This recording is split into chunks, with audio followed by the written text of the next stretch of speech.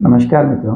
आज मेवाड़ के नाथद्वारा में भगवान श्री कृष्ण का जो बाल स्वरूप मंदिर है, जिसको श्रीनाथ जी के नाम से हम सब जानते हैं, उसके इतिहास को लेकर हम उपस्थित हुए हैं। यह मूल मंदिर, यह जो प्रतिमा है, यह मूल रूप से मथुरा के जहां भगवान श्री कृष्ण का जन्म हुआ, जहां ईदगाह मस्जिद है, उस स्थान पर यह प्रतिमा किसी समय स्थापित थी। नाम था उसका केशव देव मंदिर। औरंगजेब का समय था, उस समय देश भर में ऐसा कोई स्थान नहीं बचा, ऐसा कोई मंदिर नहीं बचा जो टूटा ना हो, कोई स्थान ऐसा पवित्र नहीं बचा जहां पर बैठकर सनातनी अपनी पूजा कर सके। उस दौर में केशव देव मंदिर का भी नंबर आया। औरंगजेब ने मंदिर को तोड़ने के आदेश जारी किए। जब मंदिर ध्वस्त होने की आदेश की जानकारी जब वहां के पुजारी को पता चली तो वे परेशान हो गए। मुगल सैनिकों के वहां पहुंचने से पहले ही मंदिर के पुजारी दामोदर दास जी बैरागी मूर्ति को मंदिर से बाहर निकाल लाए। वल्लभाचार्य के वंशज और वल्लभ संप्रदाय के बैरागी दामोदर दास जी भगवान को लेकर बैलगाड़ी से निकल पड़े। उधर औरंगजेब को जब पता लगा कि मंदिर तो तोड़ दिया गया, किंतु भगवान का विग्रह सुरक्षित कोई निकाल ले गया है, तो बहुत क्रोधित हो गया। उसने आदेश दिया कि जो कोई भी इन पुजारियों को शरण देगा वह मेरे क्रोध का सामना करेगा, मुगल साम्राज्य के क्रोध का सामना उसे करना पड़ेगा। उस दामोदर दास जी संतों के साथ बैलगाड़ी में श्रीनाथ जी को लेकर जगह जगह भटकते रहे और मंदिर की स्थापना के लिए अनेक राजाओं से उन्होंने आग्रह किया। आखिर मुगलों के क्रोध का सामना कौन करे? आजकल जो लोग गंगा जमुनी तहजीब और हिंदू मुस्लिम एकता की बात करते हैं, उनको ये इतिहास अवश्य ध्यान आना चाहिए। औरंगजेब की क्रूरता के कारण किसी शासक ने उन्हें शरण नहीं दी। उस समय मेवाड़ पर महाराणा प्रताप के परपोते राज सिंह जी का शासन था और उनकी औरंगजेब से शत्रुता जग जाहिर थी। औरंगजेब कट्टर और क्रूर शासक था। उनका एक भाई था दारा शिकोह। उसने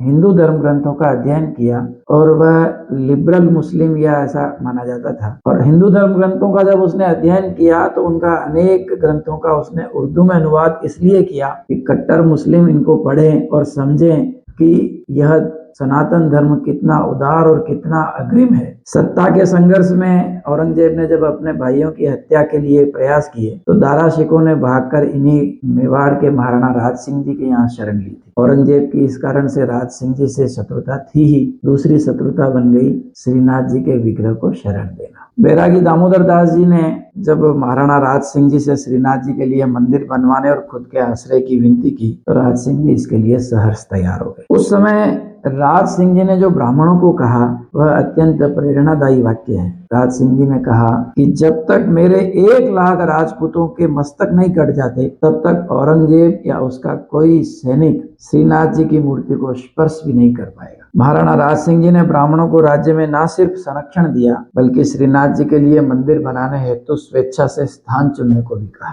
ब्राह्मणों ने मंदिर के लिए उदयपुर से 50 किलोमीटर दूर बनास नदी के किनारे सिहाड़ा नामक ग्राम का चयन किया। 20 फरवरी 1672 को श्रीनाथ जी को वहां स्थापित कर दिया गया। वह सिहाड़ा नामक गांव ही आज का नाथद्वारा कहा जाता है। मंदिर बनने तक श्रीनाथ जी की मूर्ति बैलगाड़ी में जोधपुर के पास चौपासनी गांव में ठहरी हुई थी। यह चौपासनी गांव आज जोधपुर के शहर में विलय हो चुका और चौपासनी पे जिस स्थान पर बैलगाड़ी खड़ी थी उस स्थान पर एक मंदिर बनवाया गया और श्रीनाथ जी की चरण पादुकाएं उसी समय से इस मंदिर में है और यह स्थान चरण चौकी के नाम से आज भी कहा जाता है। इसी बीच राज सिंह जी ने किशनगढ़ की राजकुमारी चारुमती से विवाह कर लिया। चारुमती से जबरन विवाह करने के लिए औरंगजेब अपनी सेना लेकर आ रहा था। उसको रोकने के लिए राव रतन सिंह जी को भेजा गया जो उस युद्ध में बलिदान हुए। बाद में राज सिंह जी और औरंगजेब के मध्य युद्ध हुआ। अरावली की पहाड़ियों में हुए युद्ध में